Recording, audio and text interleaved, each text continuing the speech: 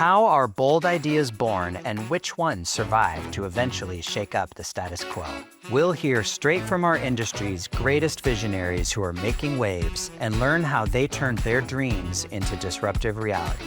This is From Dreamers to Disruptors, a podcast powered by Medidata. Most people working in clinical research are chasing the same thing: faster, smarter, and more inclusive trials that actually get treatments to patients who need them. But the path there isn't always straightforward. Progress gets tangled up in policy changes, AI buzz, and the tension between long-term vision and short-term demand. Today's guest, Arnaub Chatterjee, has spent his career trying to make sense of that complexity and move it forward. He's held leadership roles at Merck, McKinsey, Trinetics, Medidata, and now Datavant, where he oversees efforts across life sciences, the public sector, and the broader data ecosystem. Arnaub's work lives at the intersection of health policy and data strategy, particularly in the evolving field of real-world evidence. This involves finding better ways to link data across systems and use it to inform how trials are designed and run. The goal is to make commercial data more usable, reliable, and impactful through technologies like tokenization, which connects important real-world data usage patterns to clinical evidence while protecting patient anonymity. As AI becomes more integrated into trial planning and execution, Arnaub has seen firsthand how organizations are trying to combine these tools and where the promise sometimes falls short. In this episode, we talk about what's working, what isn't, and what it's going to take to advance the dream of using technology to transform how research gets done. Hi, everyone. Welcome back to our podcast, From Dreamers to Disruptors. I'm Anthony Costello, CEO of Medidata. Very excited today to have a special guest, someone I've worked with for a long time. And Arnaub, I think it's fair to say you've made great strides not only at Medidata, but also around the industry. So ladies and gentlemen, Arnaub Chatterjee, super excited to have you as a guest. So thanks for being here. No, it's an absolute pleasure to be back and really appreciate our chance to have this conversation. I'm really looking forward to it. Yeah, so I know we've got a long list here of topics to get into. I think of you as one of our industry's top experts in the area of AI. You've been doing this for so long. I think you were here before it was cool. Now it's cool. There's just so much happening in our industry around AI, and I've got a lot of things I want to get to cover here in our time. But maybe before we dive into that, can you help our audience learn a little bit more about you, where you've been, how you got to Datavant, but many of the experiences you had before then are really quite amazing. Yeah, happy to. And I think expert in AI is a moving target these days, just in terms of perhaps AI enthusiast or, somebody lives through the lens of different AI things that are happening in our space right now.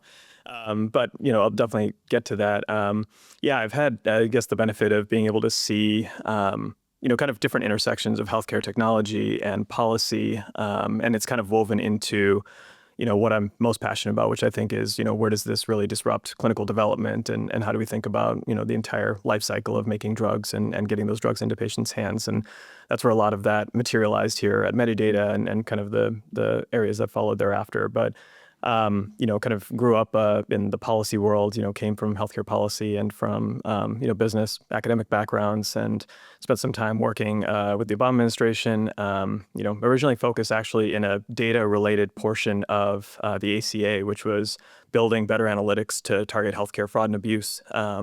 And that serendipitously led me to working with Todd Park, Brian Sivak, who are CTOs of the federal government, and for HHS. We were building data foundations that would benefit entrepreneurs and industry, and kind of leveraging all of this liquid gold that the government was sitting on.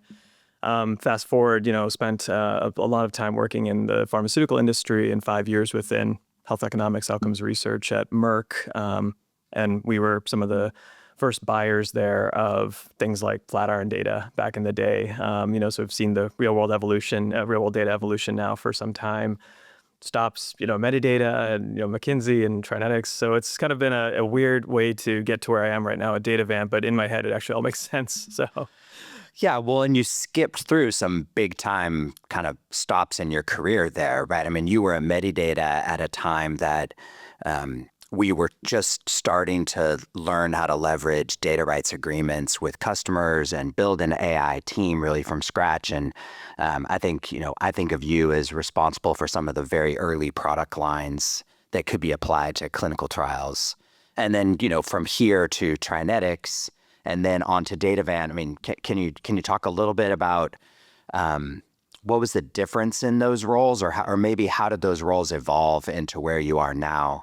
Yeah, I think, I was fortunate enough during one of my McKinsey engagements to actually work, directly with Tarek and Glenn and Sastry and others who ended up coming, being at Medidata already and ending up at Medidata.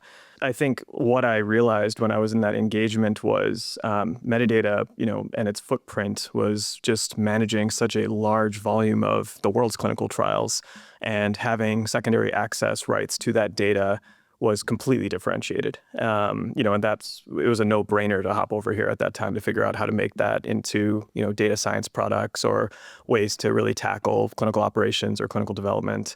And I think like what we built and learned here, was that you could meaningfully, change the outcome of shortening cycles to development. I think you could meaningfully change how patients can find their way into sites, how you actually fix the process of designing sharper trials that were more relevant to recruiting and enrolling patients, right? And all of these problems that have persisted in our industry for a long time, narrowly designed criteria for trials, or sites that are overloaded with patient populations, and that patient burden is being felt firsthand.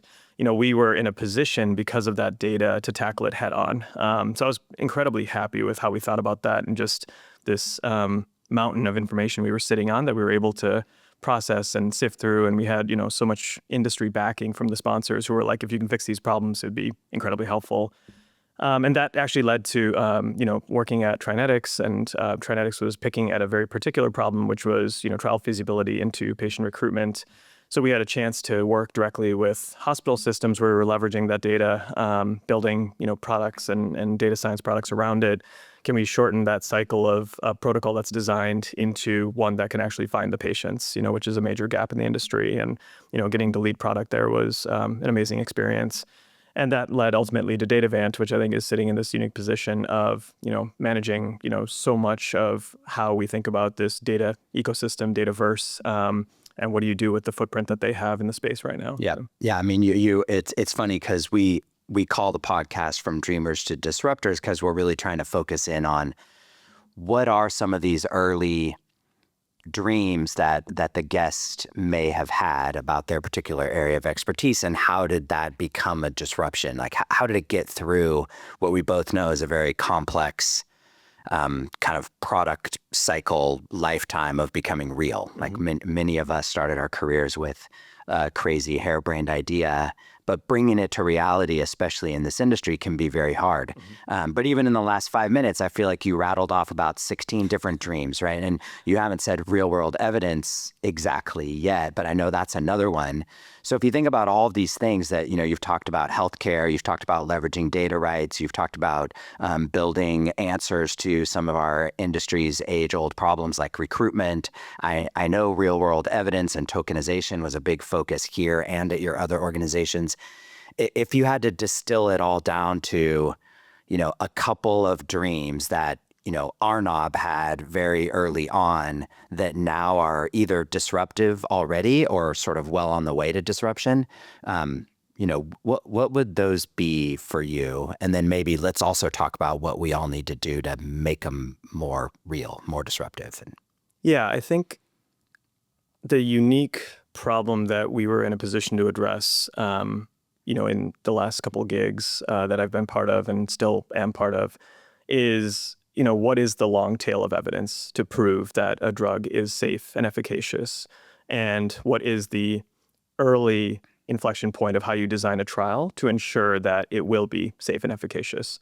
And that is a bridge between what happens in the trial and even sometimes before the trial, well during and well post, right? And what we call post-trial data now, or real-world data, non-clinical trial data, is at a proliferation where we do have meaningful opportunities to understand, if this drug is performing successfully, after its launch, and if not, why.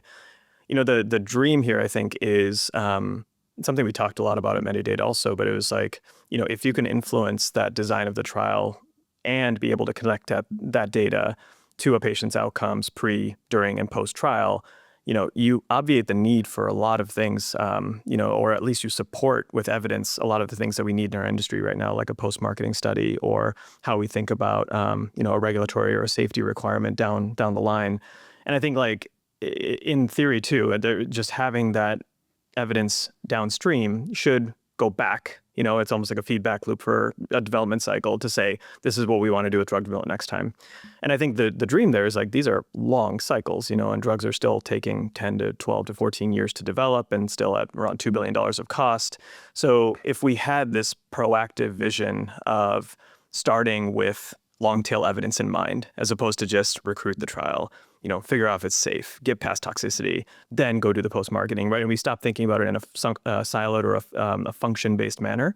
We would have a long view on that patient's entire, lifespan of how they're performing before and after. Yep, and there's an implied kind of continuity with the patient too in this scenario, right? And I know one of the things you've been thinking about a lot recently is that maybe an opt-in process. Like, how does a consent process transform more into I'll call it a partnership for this long-term continuous engagement that leads to the pre-trial, the during trial, the post-trial, the long-term surveillance, the feedback loop, all the things that you mentioned.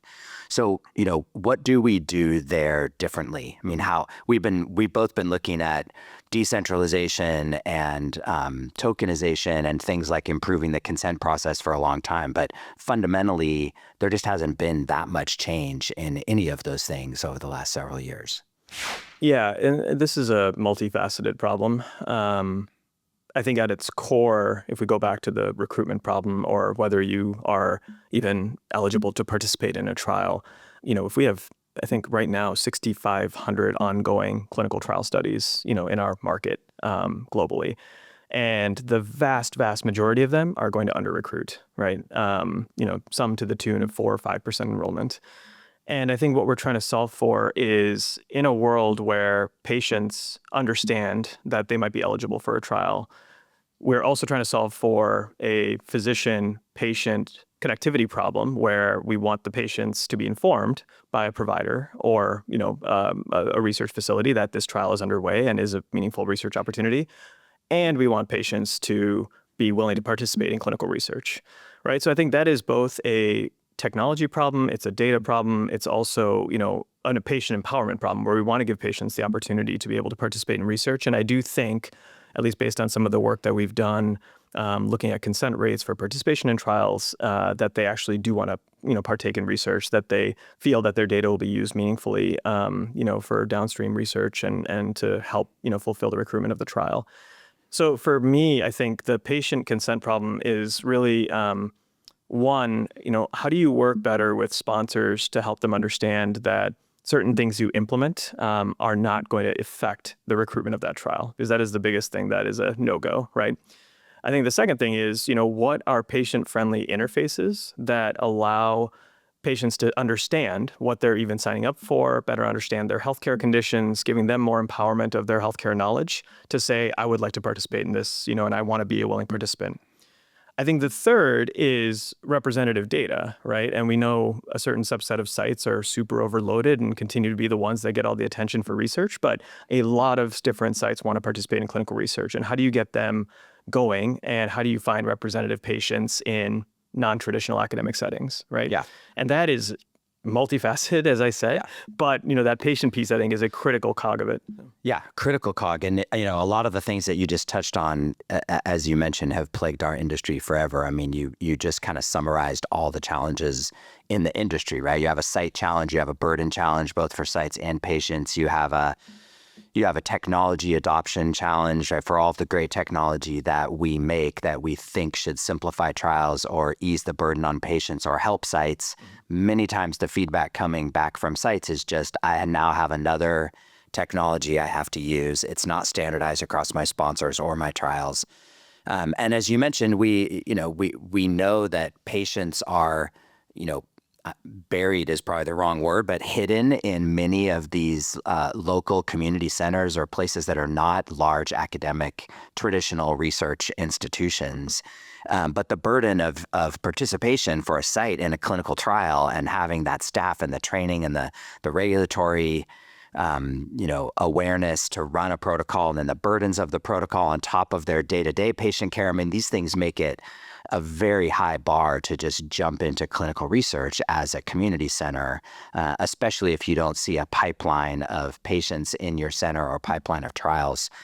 But behind the first one, like you got to get over the adoption curve to be a clinical research center and then expect that there's going to be more research there for you.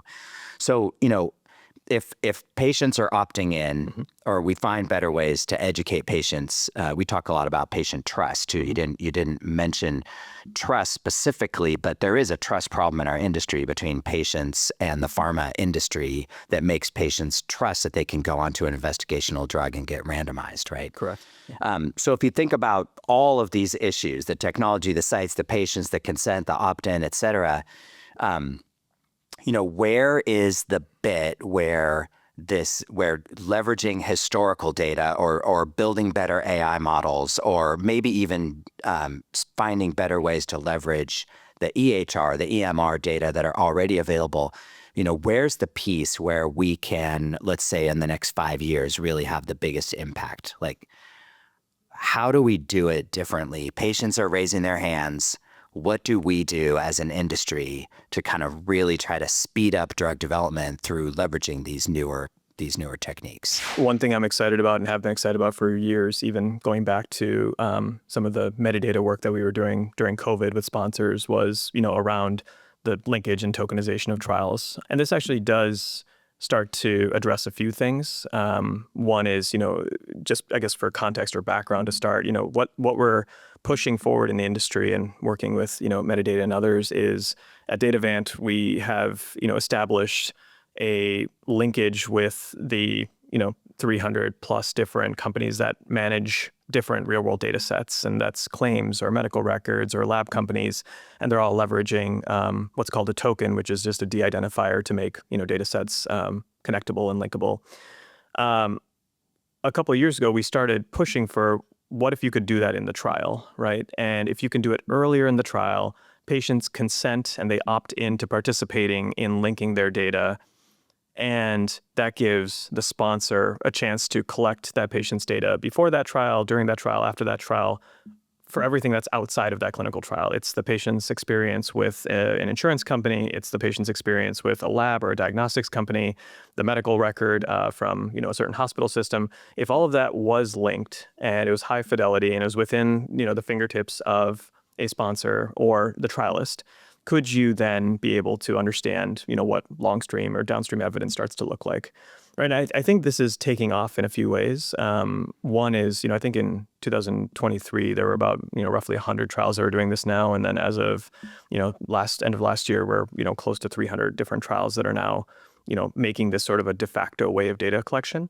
The other thing I think is changing is at certain sponsors we're working with, opting into trial tokenization is a requirement. And you have to ask for executive permission to opt out of the trial.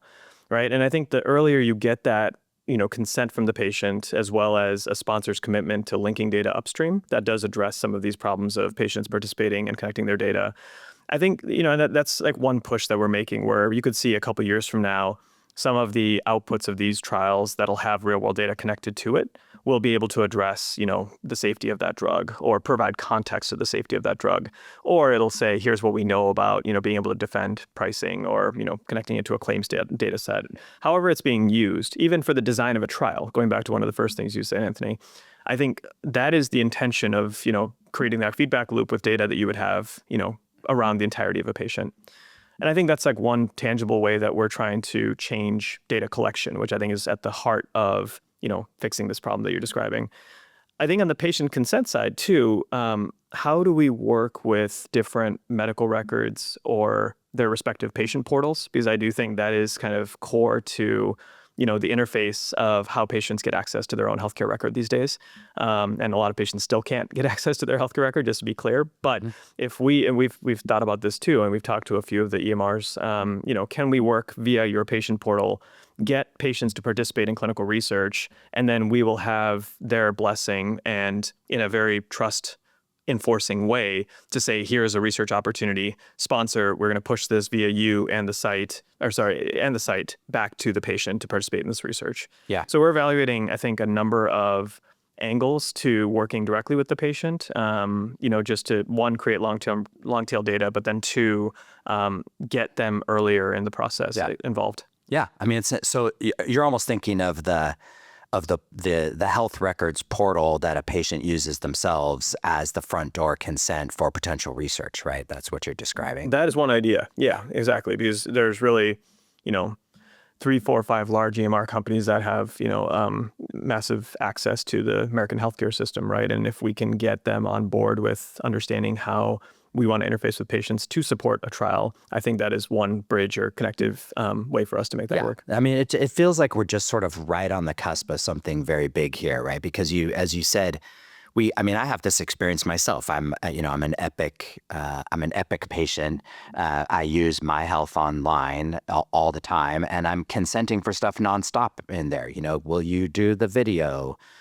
Will you do the video conference with your doctor? Can you be on screen? Can someone else be in the room? Like, can we contact you about an appointment? Like, these things are just nonstop. Check the box. I'm consenting. But it's very different than putting a clinical trial in front of someone and asking for that kind of consent, right? Like, obviously, an experimental new product is different than a video visit with your regular primary care physician. But we know, and we've known for a long time, that patients want to advance the body of knowledge about their disease area, right? So, we have this trust problem in the background. We have a very real burden problem that I know we're both that's a real thing for patients and for sites. But the burden of research study is challenging for patients. If examining or better accessing the long tail of data can create real burden relief, let's say, for a patient, that's a real tangible thing for them. And I think it does. And if they really want to participate in the body of medical knowledge, that's another plus, right? So we're sort of just, if we can figure out the right way to explain the consent, deliver the consent, and opt that patient in, it seems like the rest of it is aligned to kind of really accelerate this part of research. Oh, 100%. Yeah. Being the piece where we bring we enroll trials faster, right? It exactly. Continues to be our number one problem as an industry.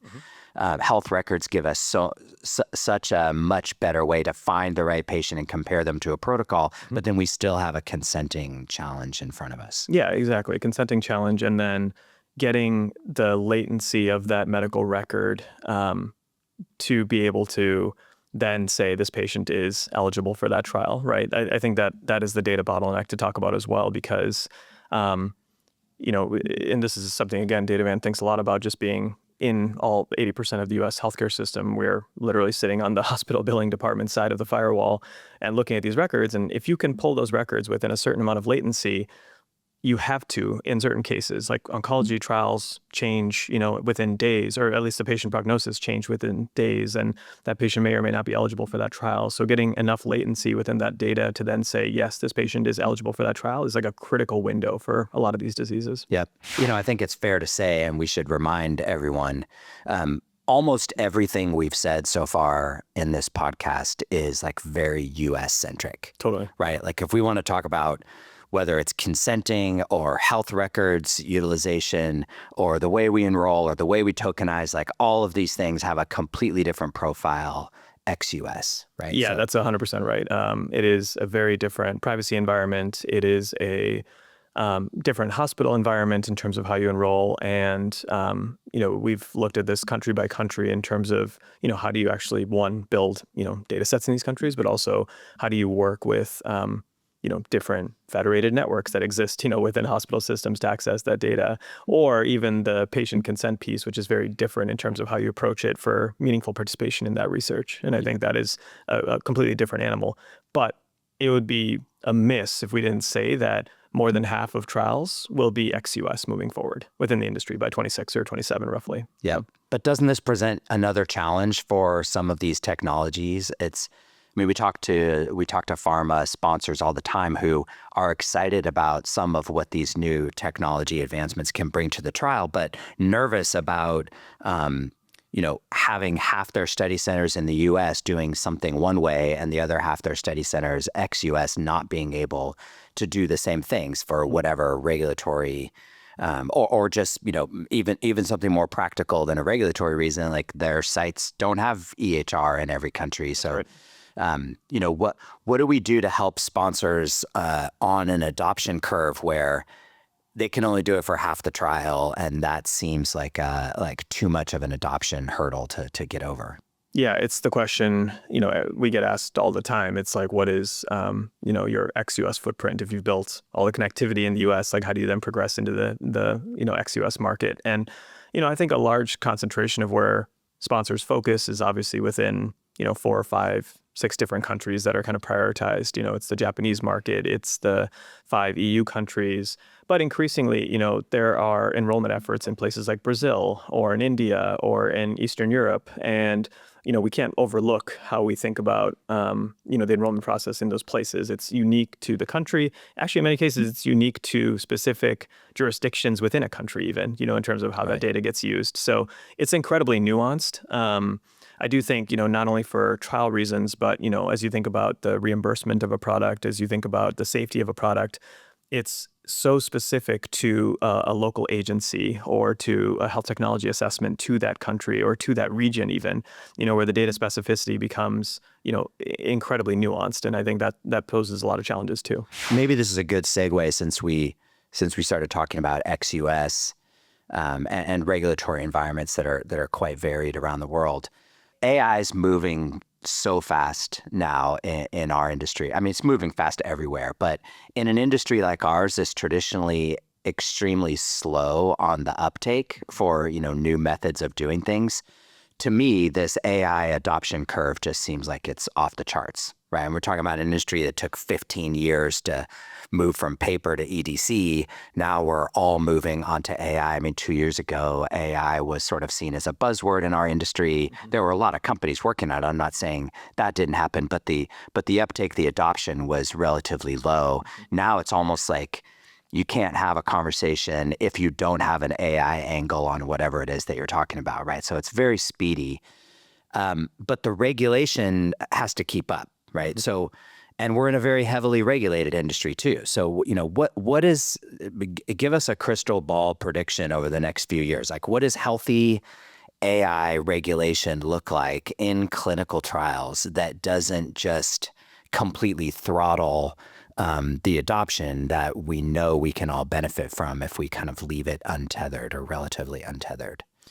Yeah, I'll share an anecdote on, you mentioned, is the adoption curve real? I think it was about a year and a half ago, I was meeting with, colleague and mentor, Zach Kahani at Harvard. He runs the Department of Biomedical Informatics, and he's now the chair of the New England Journal AI magazine. He had just come back from a meeting, spending a couple days in a hole with a very large technology company. And he's, a pioneer in the space and has seen everything. And, we'd had many conversations around whether machine learning and deep learning and NLP, we'd written papers together on patient phenotyping, whether that was really advancing, the ball here on what we were truly calling AI. And he'd gotten to that meeting, we were sitting in the room, and it was as if he'd seen a ghost. He was just like, this is happening. The change is real. It was like the most convincing moment for him that this was a fundamental step change and difference from anything he'd seen the previous 30 years. And that's when I was like, oh, well, maybe we should pay attention. So I think from that perspective, and then now just hearing it directly from providers, from a lot of the sponsors we work with, I do think there's meaningful activity happening, right? And this goes as early as preclinical. So we have to think about like kind of the stage gates of development here, but preclinical, early stage drug development where a lot of work has taken place, and everything from, the protein folding work all the way through to better and sharper, target identification and, isolating a molecule. And, I think there was some skepticism even a year ago where people were saying, well, is that really AI? To no, like we are now like deep into like finding targets that we think are going to be meaningful, right? So we're kind of going through the motions, function by function again, and saying like, is this, going to be, a big jump in speeding up time, finding a target, finding patients, like the different hurdles that we go through within each aspect of drug development. And I think each of those has AI guardrails, right? In terms of how we use the data, what is agency for the use of that data. The patient piece of it, I think, has to come into play in terms of like what data is actually usable and how does the patient know about it. We started to, there was a consortium that I was part of called RAISE, which is the Responsible AI Consortium, and it brought together, the Microsofts, the academics, the industry participants to like try to create a framework for responsible use of AI. And we were just scratching the surface, I think. But like as we're getting closer and closer to now leveraging data in very creative ways and saying we're going to dump this into a GPT and find out what happens, I think we have to start asking ourselves, one, the biggest thing for me on AI guardrails is around model calibration. And I think over and over again around the outputs that are getting used, and whether those are point-in-time outputs based on a data set that will clearly be biased, or do we continue to calibrate that model so that, we adjust to ways providers treat patients or ways that patient populations changes over time. That is probably the most important thing I think about because I think that we have to keep understanding that the dynamics of the disease or the patient population will change, right? And they are not constant or at a point in time.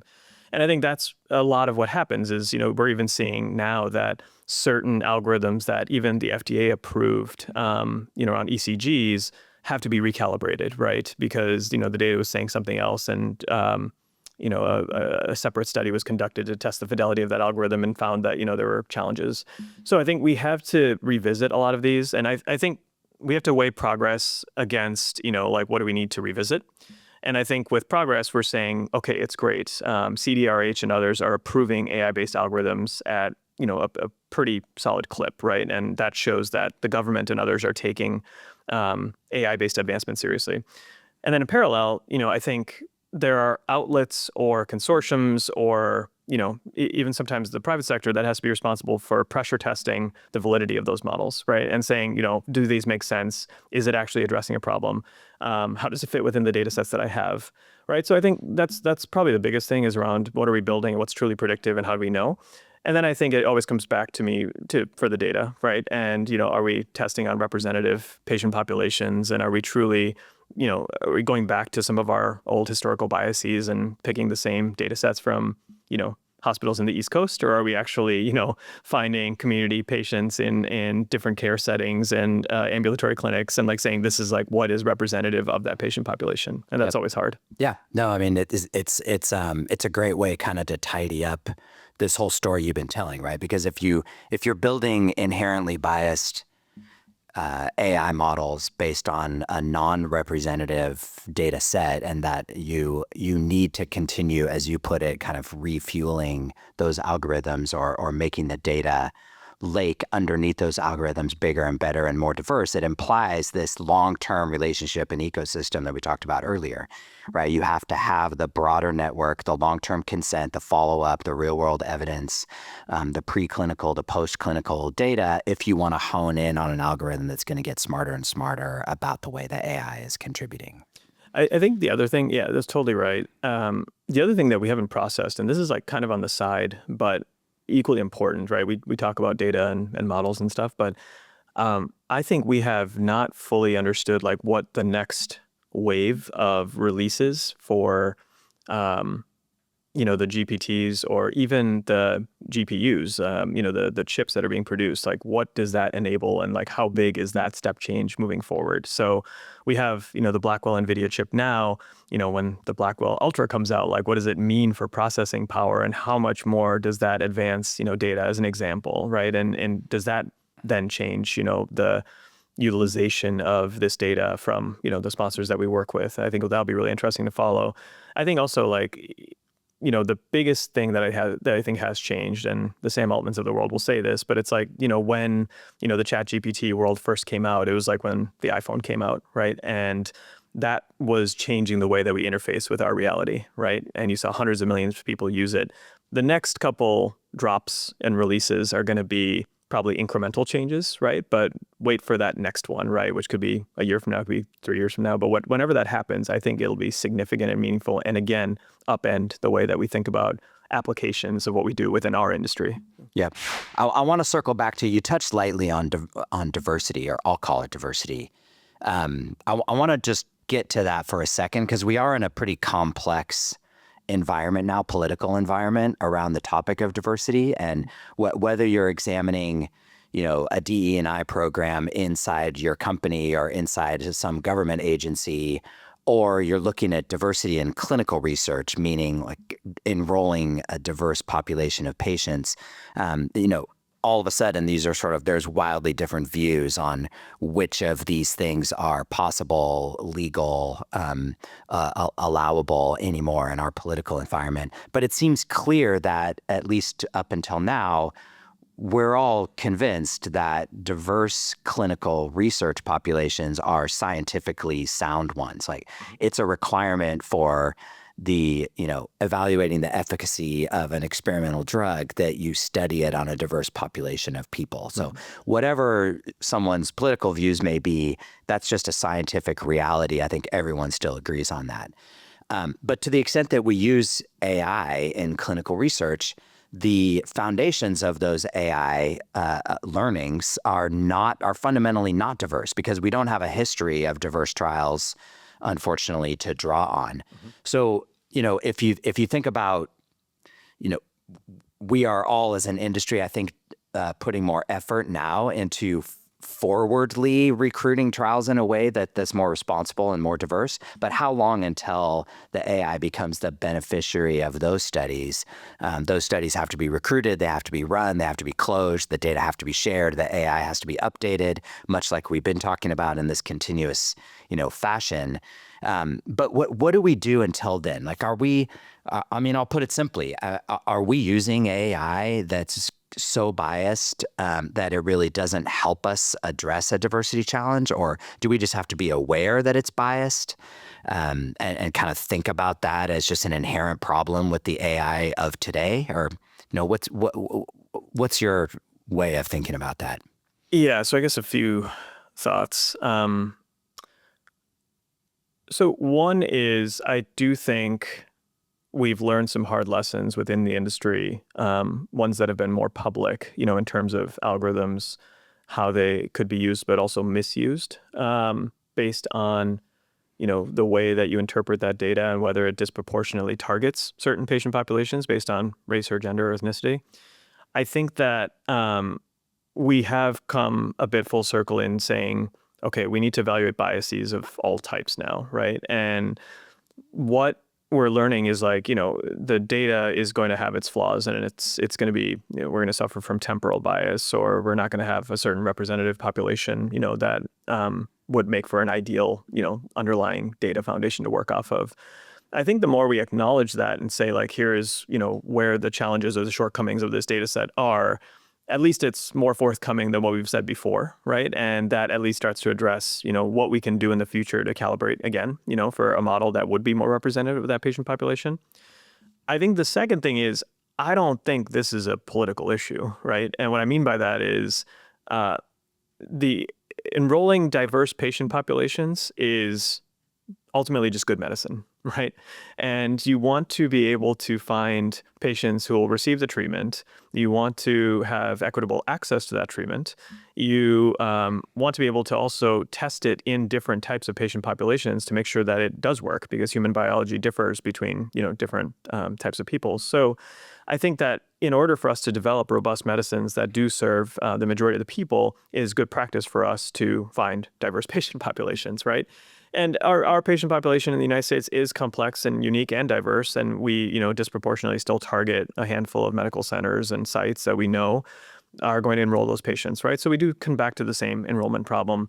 But I think ultimately it is not a DEI initiative for us to make consent language, that is resonant with like the patient population you're trying to recruit from, right? It's not, a political or a charged issue for us to create content or target or work with certain populations of interest to make sure that we find ways to get those patients into trials. I think that is completely apolitical. Yep, absolutely. We agree on that. We're kind of coming to the end of our time here, and I think one thing that is really important to me on this podcast is that we end with a call to action. So, maybe think about, for the millions and millions of people listening to this podcast right now, think about the fact that we've got pharma sponsors, we've got the biotech community, investors, CROs, sites, maybe even patients as our audience. So if you had to kind of sum it up for all of us in the clinical research industry, what do you want us to work on? What should our focus be for the next few years? Mm-hmm. Something big, something haggish that we should all go chase after as an industry. If we can kind of like declutter the clutter of all the different things that we're trying to do on a daily basis. So what's the first one time I've heard wee haggish? Yeah, it's not like a Scottish food, but it's the big, hairy, audacious goal. Yeah, and so right. Put it together though. How big and hairy can you go here, Arnaub, for our industry? Yeah, look, I think that we still play it safe, right? I'm gonna say big, hairy, audacious things just to try to put some pressure on folks. I think a lot of sponsors still play it safe. I think there's a lot of conservatism in how we do things. There's still, let me revert back to that same data set that I've worked with for 30 years.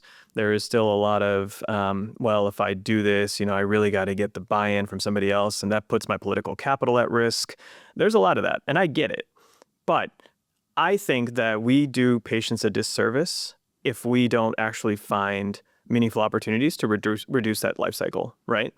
And I think there are certain sponsors and certain people I've worked with really closely who are saying it's a chance for us to get past things like we work in silos and we don't get to talk to certain regions, and it's a big effort for us because organizationally we're not set up for success, right? I think, if you're in a senior position of authority here to like try and take a proactive stance on, leveraging, different ways of finding technology that can actually, shorten this life cycle, that we find an end-to-end way of looking at it, because most people don't think in 10-year life cycles, right? They're saying, I just got to get this, drug to market, or I got to get past this, safety hurdle or whatever it is, right? Like the incrementalism is not going to get us there, right? And this is more of a behavior change rather than like 5 years from now, what are we going to look like? But I will say, the one thing COVID taught me was that, if there's a concentrated effort to go fix a problem and it's an all hands on deck effort, we get medicines out to the market fast, right? Mm-hmm. And we dedicated money and people, and there was obviously a mission critical urgency behind it, but there was an all hands on deck effort to figure that out, right? And I think that's probably a level of intensity as well as focus and just not day-to-day incrementalism that will advance more of these initiatives to take place, right? So it's less of a, 5 years from now, what are we going to look like and how Pollyannish am I about AI and data and technology coming together? And it's more about the current day is still, for me, riddled with, let's just, pilot our way to success. And I think those are important proof points. But I think when you've established enough proof points, it's time for us to take a bigger swing. Yep. Yeah, I mean, in some ways, what you're describing isn't about the technology at all, right? Like it's about the climate, it's about the willingness, the risk averseness, to be able to get out of our own way to try some of these things. So if we have the evidence that these things help, how do we make the behavioral change as fast as possible? Great. Right. I think that's a great call to action. Well, I think we're going to wrap it up here. Arnaub, thanks again. It's been really, really great to have you here today. I appreciate your thoughts on this, and hopefully we'll have you back soon. I'd love to come back. Always fun. Thank you. Thank you.